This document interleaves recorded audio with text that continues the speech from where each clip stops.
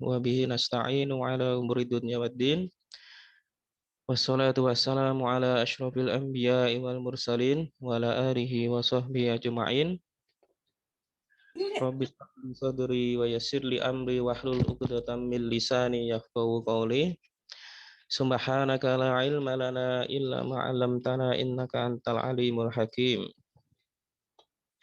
أشهد أن لا إله إلا الله وأشهد أن محمدا عبده ورسوله لا نبي بعده Amma ba'du, alhamdulillah. Eh,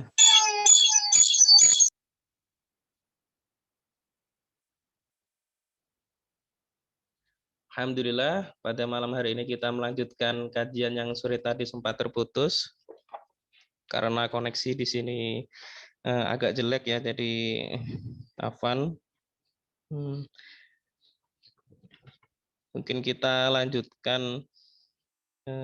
Sebelum kita lanjutkan, marilah kita membaca Al-Basmalah. Bismillahirrahmanirrahim. Baiklah, kita langsung lanjutkan kajian yang sore tadi sempat terputus. Saya akan lanjutkan sedikit mengenai kitab zakat. Tadi sore kita sudah membahas beberapa permasalahan tentang zakat, entah itu harta yang wajib dikeluarkan, habis itu nisabnya, setelah itu kadarnya berapa, setelah itu haulnya, apakah harus sampai haul atau tidak. Terus kita akan melanjutkan ke permasalahan selanjutnya yang sering ditanyakan oleh para jemaah biasanya. Tadi kan kita sudah membahas tentang orang gimana kalau zakat itu dibayarkan kepada kaum kafir. Sekarang kita melanjutkan permasalahan berikutnya yaitu gimana hukumnya zakat antara anak dan orang tua. Apakah boleh misalkan orang tua itu mengeluarkan zakat untuk anaknya, misalkan anaknya miskin misalkan. Atau kebalikannya, apakah anak itu boleh mengasihkan zakat kepada orang tuanya, misalkan orang tuanya miskin, anaknya orang kaya. Di sini saya akan mengambil pendapat mayoritas ulama aja ya. Eh, Kalau kita mengikuti madhab Maliki, Syafi'i, dan Ibnu Taimiyah, berpendapat bahwa dibolehkan memberikan zakat kepada anak atau ayah yang tidak wajib dinafkahi oleh muzaki apabila anak atau ayah tersebut fakir. Jadi di sini eh, anak itu tidak apa-apa memberikan zakat malnya. Zakat mal di sini kita garis bawahi kepada ayahnya, orang tuanya, atau antara orang tua kepada anaknya. Itu tidak apa-apa. Sedangkan gimana hukumnya kalau misalkan mengeluarkan zakat antara suami dan istri? Di dalam Islam kan mungkin sebagian orang menyendirikan antara harta suami dan harta istri. Gimana kalau misalkan suaminya nggak mampu, habis itu istrinya itu hartanya lebih banyak dari dari istrinya. Di sini mayoritas ulama, beberapa ulama sepakat kalau suami itu tidak diperbolehkan memberikan zakat kepada istrinya. Karena apa? Karena suami ke istri itu sifatnya hartanya adalah sifatnya menafkahi bukan memberi zakat. Sedangkan kalau kebalikannya, misalkan istri memberi zakat kepada suaminya yang miskin, di sini banyak ulama yang berpendapat eh, tidak wajib. Jadi misalkan suaminya miskin, istrinya yang lebih banyak punya harta. Di sini ulama tidak mewajibkan untuk memberi suaminya miskin, tapi memperbolehkan atau hukumnya boleh sang istri memberi zakat mal kepada suaminya. Atau di sini mungkin kerabat atau saudara-saudaranya. Di sini terdapat banyak perbedaan ulama, tapi mayoritas ulama eh, mayoritas ulama memberi suatu intinya kalau seseorang itu bukan tanggungan nafkahnya, maka dia diperbolehkan untuk mengeluarkan zakat kepadanya. Tapi kalau misalkan memang itu tanggungan hidupnya itu atas orang yang muzaki atau orang yang memberikan zakat, otomatis mayoritas ulama tidak membolehkannya. Kayak tadi misalkan suami dan istri, suami itu tidak sah memberikan zakat kepada istrinya karena sifat dari syariat sendiri antara suami ke istri itu suami memberi nafkah kepada istrinya. Setelah itu ada lagi pertanyaan, gimana zakatnya anak kecil, orang gila, itu gimana? Zakatnya anak kecil dan orang gila itu ditanggung oleh walinya. Walinya otomatis, anak kecil otomatis walinya adalah orang tuanya. Kalau orang gila juga orang tuanya. Kalau misalkan anak kecil tersebut yatim piatu atau orang gila tersebut itu tidak mempunyai wali, bagaimana? Kalau misalkan dia mempunyai harta yang cukup untuk nisab, maka dia wajib mengeluarkan zakatnya dari hartanya tersebut. Di sini kalau zaman dahulu yang istilahnya mengambil zakat mal dari harta anak yatim dan orang gila, misalkan yang tidak punya keluarga tapi tidak punya wali tapi mempunyai harta, itu walinya wali hakim. Jadi hakim yang mengambil zakat dari harta mereka. Lalu permasalahan berikutnya, di kalangan ulama terdapat perbedaan pendapat juga mengenai zakat atau sedekah yang diberikan kepada keluarga Rasulullah. Kayak misalkan kita sekarang para habaib, apakah boleh memberikan zakat kepada mereka? Apakah mereka termasuk mustahik zakat? Misalkan sebagian dari mereka itu ada yang miskin atau ada yang fakir, ada yang miskin, habis itu ada yang gorim, banyak utangnya. Mayoritas ulama tidak memperbolehkan keluarga Rasulullah Shallallahu Alaihi Wasallam untuk mengambil sedekah atau zakat dari Baitul Mal, atau di sini mungkin dari lembaga Basnas atau Lazis. Karena jelas dulu ada hadis bahwa haram bagi keluarga Rasulullah Shallallahu Alaihi Wasallam untuk menerima sedekah atau sedekah atau zakat. Terus ada permasalahan lagi seputar mustahik zakat ini. Yang lain adalah yang sudah saya terangkan sedikit kemarin. Apakah pembagiannya rata harus kepada 8 golongan atau boleh tidak rata?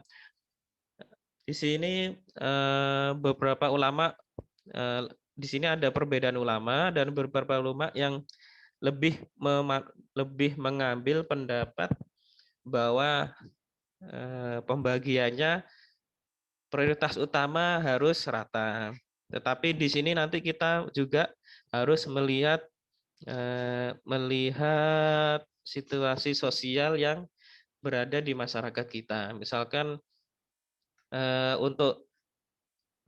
di masyarakat kita ini lebih banyak fakir miskin, misalkan tidak ada gorimnya sedikit, habis itu mu'alafnya sedikit, habis itu ibnu sabilnya nggak ada. Otomatis misalkan pembagian persentase yang untuk gorim itu dikurangi, misalkan 8, otomatis kan kalau misalkan 100 juta dibagi 8 kan 12,5 juta. Misalkan untuk gorim sendiri karena hanya sedikit gorimnya dan hanya cukup misalkan 7 juta udah cukup, otomatis sisanya diberikan kepada fakir miskin.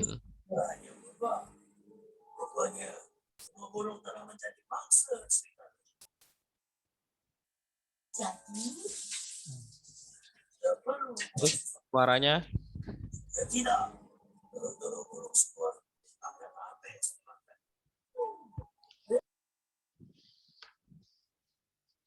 Lalu jadi mayoritas ulama lebih memanfaatkan memberi fatwa bahwa lebih lebih baik dibagi rata kalau emang itu keperluannya rata 8, misalkan 101 M itu dibagi rata 8, jadi tiap golongan mendapatkan 125 juta misalkan, tapi juga melihat kepada kondisi sosial masyarakat saat itu.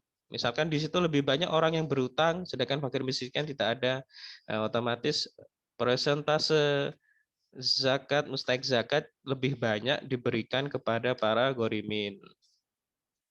Setelah itu, gimana kalau zakat itu diberikan kepada selain yang 8? Di sini mayoritas ulama tidak memperbolehkan apabila zakat tersebut digunakan selain untuk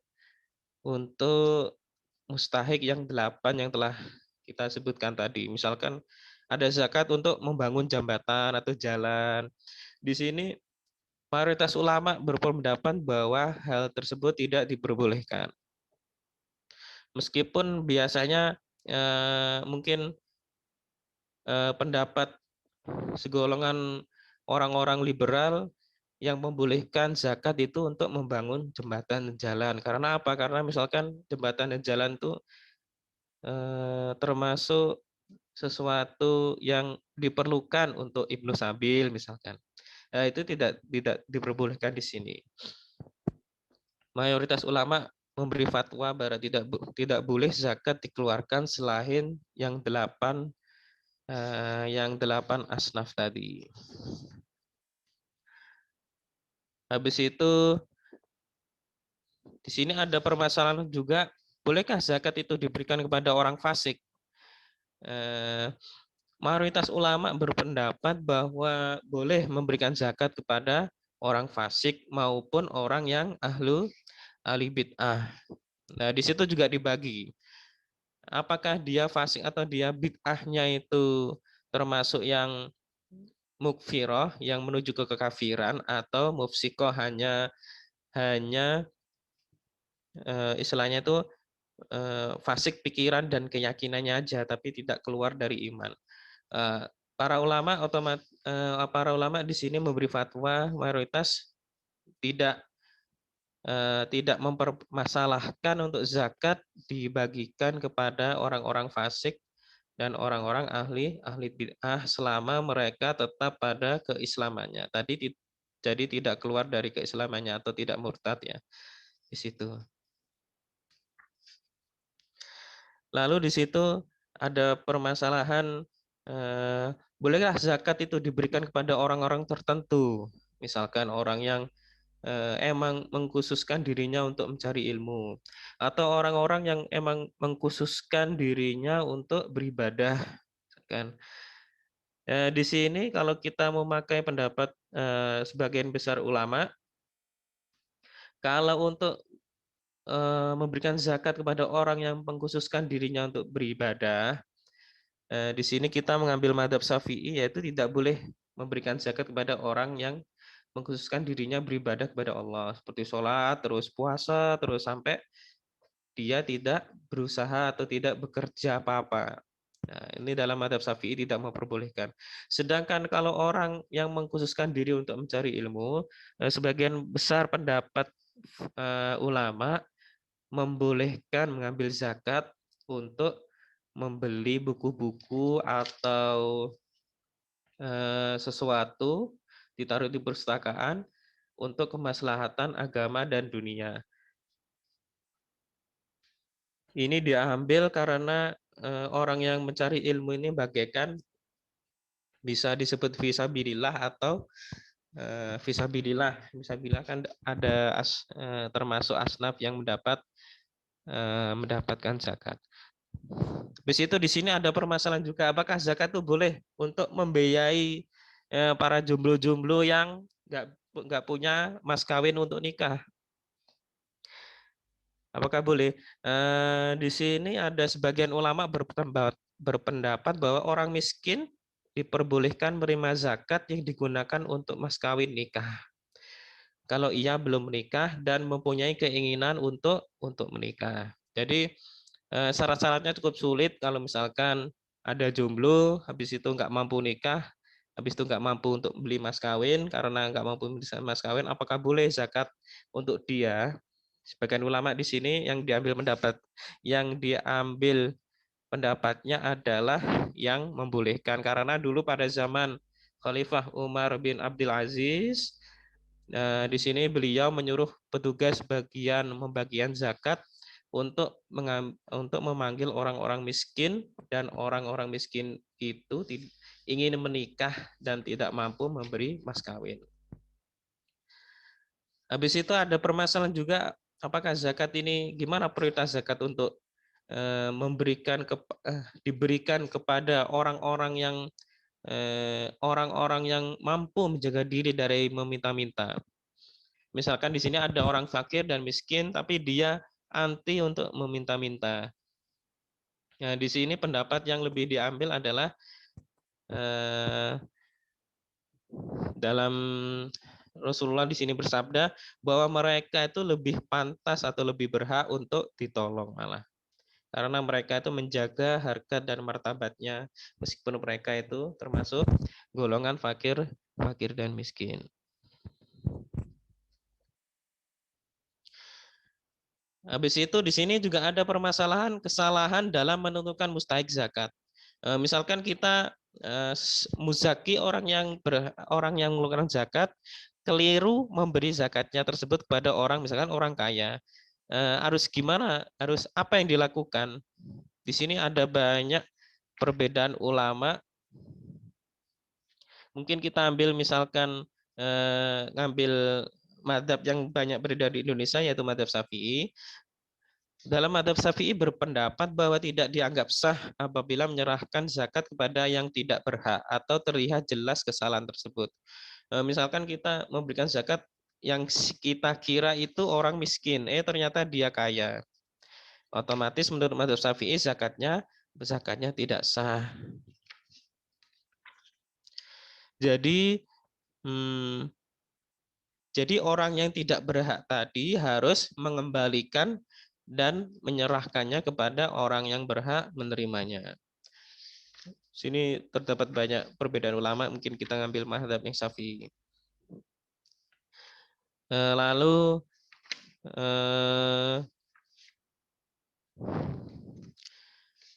kalau zaman dahulu pengambilan zakat ini memang dikumpulkan melalui petugas-petugas zakat yang disebarkan oleh para khalifah. Mungkin kalau sekarang kita menamainya lembaga Basnas, Lazismu, Lazisnu. Sebagian ulama berpendapat bahwa zakat itu harus dikeluarkan melalui pemerintah. Jadi tidak boleh, sebagian ulama berpendapat tidak boleh menyalurkannya sendiri. Jadi harus melalui lembaga pemerintah atau Basnas atau Lazisnu. Karena kalau kita di sini alasannya karena kalau harta zakat ini terkumpul dengan baik, maka bisa didistribusikan dengan baik pula. Tapi kalau semua orang itu membagikan sendiri-sendiri, nanti takutnya terjadi ketidakadilan. Misalkan si A memberikan kepada orang C, ternyata yang B ini juga memberikan kepada orang C. Jadi harta zakatnya numpuk kepada golongan beberapa orang tertentu aja. Padahal misalkan di kampungnya itu ada beberapa banyak orang yang fakir miskin. Jadi tidak rata pembagiannya. Habis itu, bolehkah zakat ini dipindahkan ke negara atau ke daerah lain misalkan? Kalau kita mengambil madhab Syafi'i, yang sering digunakan di Indonesia, berpendapat bahwa melarang memindahkan zakat dan wajib memberikannya kepada golongan-golongan yang berhak menerimanya di negeri tempat harta tersebut dikumpulkan. Ini berdasarkan hadis dari sahabat yaitu Mu'adz. Jadi begitu juga mayoritas ulama Hambali, Maliki, mereka juga berpendapat bahwa zakat ini diprioritaskan untuk daerah tempat dikumpulkan harta tersebut, misalkan daerah ya, misalkan Jakarta, itu tidak perlu dibawa keluar luar Jakarta. Kecuali emang kalau Jakarta itu orangnya kaya semua. Misalkan kaya semua udah udah mencukupi semua, tidak ada fakir miskin, udah nikah semua, tidak ada yang berutang. Itu baru tidak apa-apa, tapi hanya sekitaran Jakarta, misalkan di Depok, tidak boleh langsung ke Jawa Timur, Jawa Barat misalkan. Habis itu di situ ada permasalahan juga, gimana kalau ada orang yang merekayasa untuk menggugurkan zakatnya. Dulu saya pernah menyinggung, misalkan orang punya perhiasan kalung, misalnya kalungnya 50 gram, habis itu gelangnya 50 gram, habis itu antingnya 10 gram, jadi totalnya 90 gram kan. Otomatis kalau misalkan dia disimpan, itu harus membayar zakatnya. Habis itu dia karena dia merekayasa biar menggugurkan zakatnya, dia pakai semuanya, berlebihan, kelihatannya berlebihan. Gimana hukumnya? Di sini mayoritas ulama tidak memperbolehkannya untuk merekayasa untuk menggugurkan kewajiban zakatnya. Jadi orang-orang yang merekayasa misalkan buah, misalkan lagi panen padi di sawah, itu sudah sampai nisab. Habis itu dia merekayasa misalkan yang berapa ratus kilo dia cacar-cacarkan, jadi nggak ikut hitungan. Otomatis kan merekayasa banyaknya nisab yang sampai zakat, karena belum sampai nisab dia nggak bayar zakatnya. Otomatis di sini para ulama tidak memperbolehkannya. Setelah itu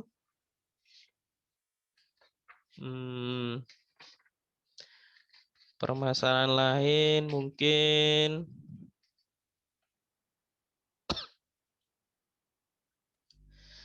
di sini mungkin kita akan memasuki etika berzakat. Gimana? Apakah zakat itu hanya sekedar dikeluarkan, habis itu ya sudah selesai.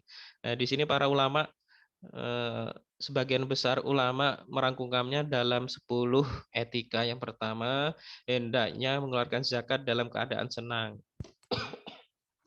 Jadi tidak boleh mengeluarkan zakat itu sedih karena hartanya berkurang, jadi dia bersedih. Tidak boleh. Etikanya adalah dia harus dalam keadaan senang. Habis itu yang kedua, hendaknya mengeluarkan zakat terbaik dari hasil kerjanya. Kalau dulu pernah saya terangkan, yang maksudnya baik di sini adalah tengah-tengah antara baik dan buruk. Misalkan zakat kambing, zakat gimana yang harus diambil, yang penting di situ tidak ada cacat. Habis itu tengah-tengah antara baik dan buruk, tidak perlu baik semua, nanti menzolimi orang yang mengeluarkan zakat, atau buruk semua, otomatis menzolimi mustahik zakat. Yang ketiga, bagi orang yang menjadi amil zakat, mengambil zakat, untuk mengambil zakat hendaknya dia mengambil zakat dari harta yang mempunyai kualitas standar. Di sini misalkan tadi yang saya terangkan, misalkan ada amil zakat dari Basnas, zakat mal kambing, dia mengambil kualitas yang standar, jadi tidak terlalu baik dan tidak terlalu jelek.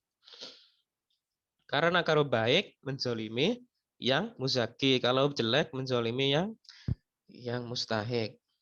Setelah itu yang keempat, hendaknya tidak memamerkan kepada orang lain. Ini jelas otomatis, kecuali kalau di situ emang niatnya syiarul Islam, ya tidak apa-apa memamerkan kepada orang lain agar orang lain mengikutinya. Tapi kalau emang di situ niatnya memamerkan kepada orang lain itu riya, sombong, otomatis di situ tidak termasuk etika dalam berzakat. Setelah itu yang kelima, hendaknya mewakilkan dalam mengeluarkan zakat karena dikhawatirkan mendapatkan pujian. Tadi sebagian besar ulama 4 menyebutkan bahwa kita lebih baik mengeluarkan zakat itu diberikan kepada yayasan atau lembaga. Jadi tidak usah sendiri-sendiri. Salah satunya untuk agar kita terlindung dari sikap riya tadi. Habis itu yang keenam, hendaknya orang yang berzakat itu berdoa sebagaimana yang Rasulullah ajarkan. Di sini Rasulullah mengatakan ajarakallahu fi ma'ataita wa barakalaka fi ma abqaita wa ja'alahu laha tahuran wa ja'alahu laka tahuran. Ini biasanya doa yang diajarkan Rasulullah untuk bagi orang yang membayar zakat supaya zakatnya itu suci baginya. Setelah itu yang ketujuh, ketika memberikan zakat nilainya memilih orang yang bertakwa, berilmu, menyebutkan kefakiran, kerabat atau saudara kandung. Di sini dalilnya banyak. Jadi intinya kalau kita ingin mengeluarkan zakat, misalkan kita perorangan ingin mengeluarkan zakat kepada fakir miskin, otomatis kita memilih orang yang paling takwa kepada Allah dan orang yang berilmu atau dia benar-benar ingin menuntut ilmu, habis itu dia tidak mengumbar-umbar kemiskinannya, jadi dia menyembunyikan kemiskinannya supaya menjaganya dari hal meminta-minta, atau juga bisa kepada kerabat dekat kita atau saudara kandung. Habis itu yang 8, bersegera dalam mengeluarkan zakat. Nah, ini jelas dalam mengeluarkan zakat, misalkan kita kemarin panen padi, otomatis kalau bisa setelah dihitung berapa beratnya, kita langsung mengeluarkan zakat malnya. Kalau misalkan tanggal 1, kemarin kan tanggal 1, para udah gajian semua kan, otomatis lebih baik disegerakan menggunakan zakat mal. Hari ini udah tanggal 2, otomatis kan kemarin kan bisa menggunakan zakat malnya. Misalkan kalau orang-orang Jakarta kan gajinya besar-besar, itu udah mencapai nisab, ya harus segera dikeluarkan zakatnya. Setelah itu ke-9, Mazhab Hanafi di sini berpendapat dianjurkan memberikan zakat kepada orang fakir sesuatu yang dapat mencukupinya. Sehingga dia tidak lagi meminta-minta untuk semua kebutuhan diri dan keluarganya di hari itu. Kalau bisa, kalau kita mengasihkan kepada orang fakir itu kan, orang fakir itu yang benar-benar miskin ya, miskin kuadrat. Jadi ya paling tidak harus jangan sedikit ya. Misalkan kalau emang ini kita nisab sedikit, ya ditambahi. Yang penting cukup untuk hidup dia itu di hari itu aja, nggak usah sampai seminggu gitu kan, nggak usah berlebihan, untuk hidup hari itu aja. Setelah itu yang ke-10 yang terakhir, tidak perlu memberitahu orang fakir bahwa sedekah yang diberikan itu adalah zakat. Ini termasuk etika. Jadi misalkan kita mau zakat mal ke orang fakir miskin, itu tidak, etikanya sudah tidak perlu ngomong-ngomong. Misalkan ke nenek-nenek tua, Mbah ini zakat saya, zakat mal saya, nggak usah, langsung berikan aja. Nah ini apa namanya? Ini dari saya, hasil hasil keringat saya bekerja, jadi saya kasihkan ke jenengan atau ke siapa gitu kan, ke fakir miskin, tidak perlu memberitahukan. Habis itu di situ juga ada larang-larangan dalam berzakat yang disebutkan para ulama. Saya di sini mengumpulkan perkataan ulama tentang etika dan larangan berzakat. Ya, yang pertama mungkin tidak usah nyebut-nyebutkan pemberian tadi, karena gimana pun apa sesuatu yang kita beri itu terkadang menyakiti hati orang yang diberi. Misalkan, ini Mbak saya gajian udah besar, habis itu ini zakat mal saya kasih, itu kan otomatis juga menyakiti hati orang yang kita kasih zakatnya. Setelah itu larangan berikutnya adalah orang yang mengeluarkan zakat tidak boleh memberi lagi zakat yang telah dia keluarkan. Ya, jadi misalkan kita memberi uang, memberi orang karena kita dari panen dari sawah, misalkan beras, habis itu kita kasihkan ke fakir miskin tersebut. Setelah itu beras itu kita beli lagi. sebagian mayoritas ulama di sini tidak memperbolehkan untuk membeli sesuatu barang harta dari zakat dibeli oleh orang yang menzakatkan tadi. Tapi ada juga sebagian ulama yang memperbolehkan, ya udah nggak apa-apa, istilahnya kita mengasih beras, habis itu kita beli lagi, kita dalam bentuk uang. Nah, di sini yang tidak yang memperbolehkan adalah mazhab Syafi'i. Kalau yang tadi yang tidak memperbolehkan adalah mazhab Hanafi dan Maliki. Setelah itu mungkin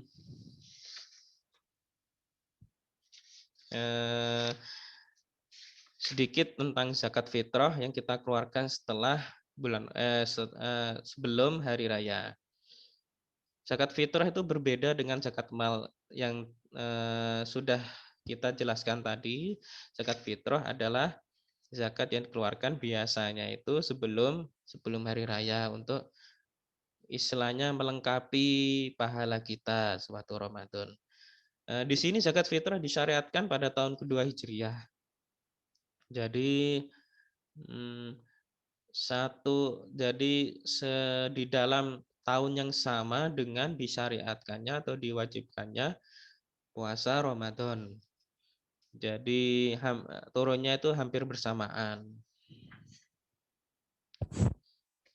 Dan hukumnya gimana hukum zakat fitrah? Zakat fitrah hukumnya wajib bagi orang muslim yang pertama yang merdeka.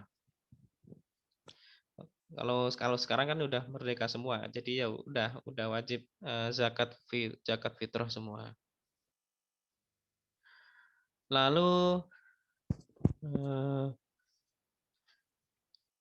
ada lagi tambahan syarat dari mazhab Hanafi, yaitu memiliki nisab yang lebih dari kebutuhan pokoknya. Sedangkan mayoritas ulama selain mazhab Hanafi, otomatis mazhab Maliki, Syafi'i, dan Hambali berpendapat bahwa zakat fitrah wajib bagi orang kecil atau besar, laki-laki atau perempuan. Jadi sebagai orang tua harus mengeluarkan zakat fitrah bagi anak-anaknya. Habis itu zakat fitrah bagi janin belum lahir gimana? Mayoritas fuqaha, mayoritas ulama berpendapat bahwa zakat fitrah tidaklah wajib bagi janin. Tapi di situ ada juga yang berpendapat tidak wajib bagi janin kecuali janin tersebut sudah ditiupkan ruh ke dalamnya. Misal ditiupkan ruh biasanya itu dalam waktu 120 hari misalnya. Ada beberapa pendapat ulama kalau janin tersebut belum dikasih ruh ya tidak perlu dikeluarkan zakatnya. Misalkan umurnya masih 2 bulan hamilnya. Saat itu tidak perlu dikeluarkan zakat fitrahnya. Sekarang kita mengenai zakat fitrah ya. Habis itu nisab zakat fitrah gimana? Nah, di sini saya akan menunjukkan mayoritas pendapat ulama bahwa yang melakukan zakat fitrah mencakup orang kaya dan miskin. Orang miskin ini harus mengeluarkan zakat fitrah juga.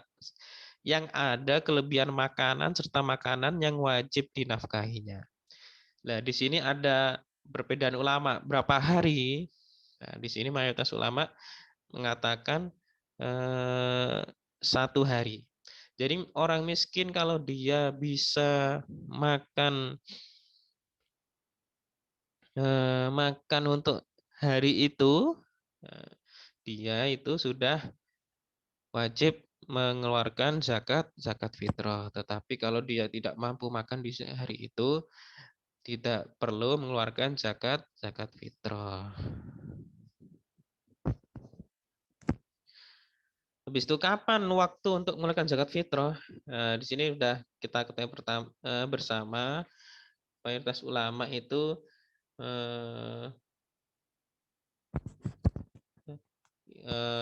berpendapat mengeluarkan zakat fitrah itu sebelum dari hari pertama Ramadan sampai sebelum Idul Fitri.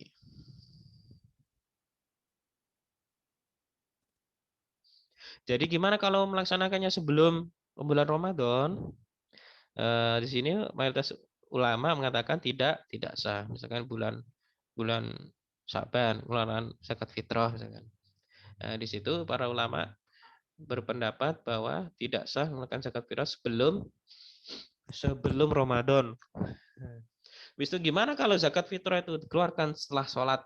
Kebalikannya. Di sini Madzhab Syafi'i berpendapat bahwa zakat fitrah tidak diakhirkan hingga setelah sholat Id. Karena emang perintahnya itu dikeluarkan sebelum keluar rumah, sebelum sholat Id. Ya, sebagaimana telah terdapat dalam hadis Sahih Bukhari dan Muslim.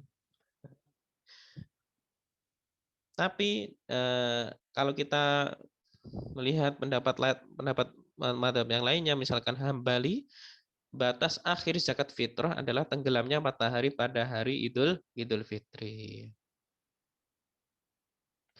Ini juga madhab Hanafi dan Maliki tidak apa-apa mengeluarkan zakat fitrah itu setelah sholat Id.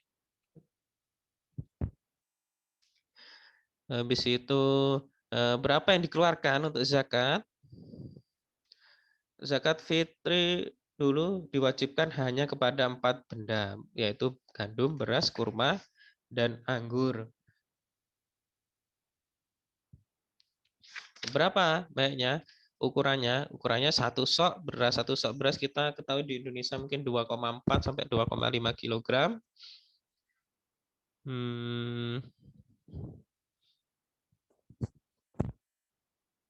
Di sini ada pendapat Madzhab Syafi'i yang mungkin kita pakai hari ini, bahwa zakat fitrah diambil dari mayoritas makanan pokok suatu negeri atau tempat.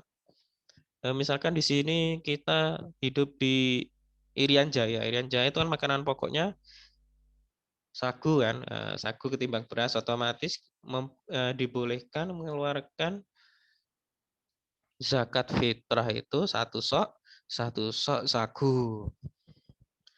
Habis itu di sini ada ulama menyebutkan kenapa kok cuma 1 sok gitu kan. Di sini Imam Dahlawi Hujjatullah Al-Balighah dalam bukunya mengatakan bahwa karena 1 sok itu bisa mengenyangkan satu keluarga. Makanya para ulama, mayoritas ulama itu berpendapat orang miskin itu juga harus melakukan zakat fitrah. Karena di sini hikmah sir rahasia dari kenapa hanya satu sok, karena 1 sok itu bisa untuk makanan satu keluarga. Gitu intinya. Bang Ustaz, 4 menit lagi. Oh iya. Yang terakhir mengenai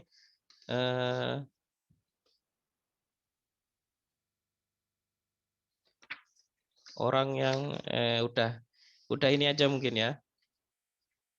Untuk selanjutnya kan sedekah di sini udah kita sebutkan sedekah wajib tadi, misalkan zakat, habis itu ada sedekah sunnah yang biasa kita lakukan sehari-hari. Mungkin sekian dulu materi kita tentang zakat. Mungkin ada pertanyaan dari teman-teman.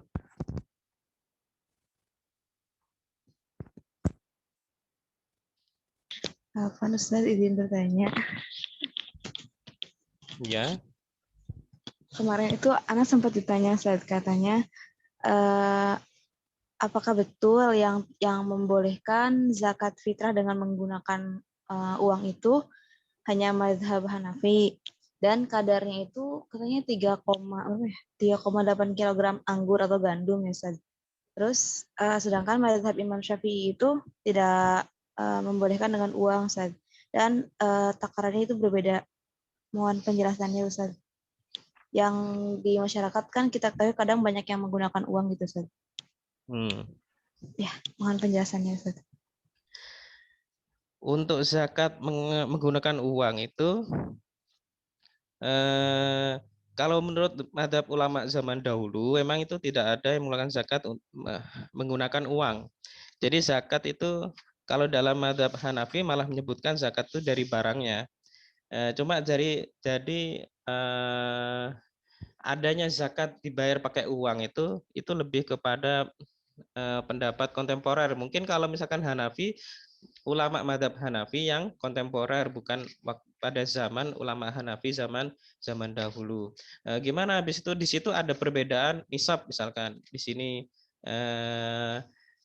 sini misalkan tadi lebih sedikit daripada yang madhab lainnya. Kita ambil nisab yang paling banyak. Di sini madhab, kenapa? Karena untuk berjaga-jaga, ketimbang kita mengeluarkan yang kurang, otomatis lebih baik kita mengambil madhab yang nisabnya itu lebih banyak. Toh di situ juga kalau bagi kita sendiri mungkin tidak mengurangi kekayaan kita, karena di situ tadi saya sebutkan bahwa Syekh Dahlawi itu menyebutkan kenapa di situ hanya satu sok yang ukurannya itu paling besar, misalkan maksimal itu 2,6 kilo misalkan, atau 3 kilo, karena emang itu untuk makan satu keluarga yang misalkan keluarga berencana ya, istri satu, suami satu, istri satu, anak dua, itu cukup untuk makan satu hari 2,5 kilo. Sirnya di situ. Mengenai zakat pakai uang, misalkan itu pendapat madhab Hanafi yang kontemporer, kita temui, misalkan sekarang juga ada zakat, sekarang juga lembaga-lembaga itu menggunakan zakat uang. Yang penting di situ digarisbawahi bahwa uang tersebut harus, kalau misalkan bentuknya zakat fitrah, harus kan untuk istilahnya ilahnya itu kan untuk mempermudah transaksi antara amil zakat dan muzaki, ya, orang yang mau mengeluarkan zakat. Di situ harus setelah uang tersebut diterima harus dibelikan makanan pokok di daerah tersebut, karena rahasia dari kenapa Allah mewajibkan di situ makanan pokok, bukan misalkan kalau kita zakat mal tadi bisa untuk macam-macam, karena zakat fitrah sendiri, fitrahnya itu emang untuk mengenyangkan perut orang yang tidak mampu, bukan hanya sekedar melunasi utangnya, habis itu menguatkan imannya, tapi lebih kepada hukum fisik orang tersebut, yaitu menuntaskan permasalahan perutnya. Gitu. Udah jelas? Ya, jazakumullah khair, Ustaz. Ya. Amin amin. Sudah itu aja.